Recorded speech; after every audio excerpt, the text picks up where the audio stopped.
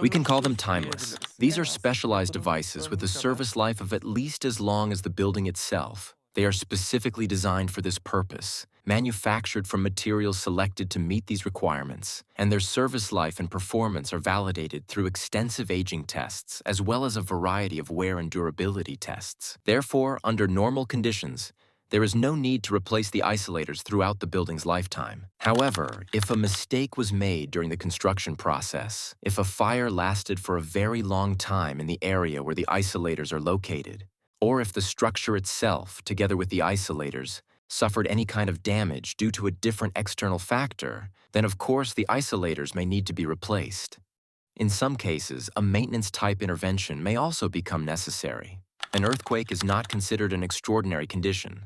Seismic isolators are designed, manufactured, tested, and installed so that they can continue performing their function even after a major earthquake. They are expected to keep working without replacement, without maintenance, and without any kind of intervention. Even after a major earthquake, they continue to provide protection and perform their role just as they were designed to do. Therefore, unless something truly exceptional has occurred, seismic isolators do not require any maintenance, even after a major earthquake. As for replacement, there is simply no need for it.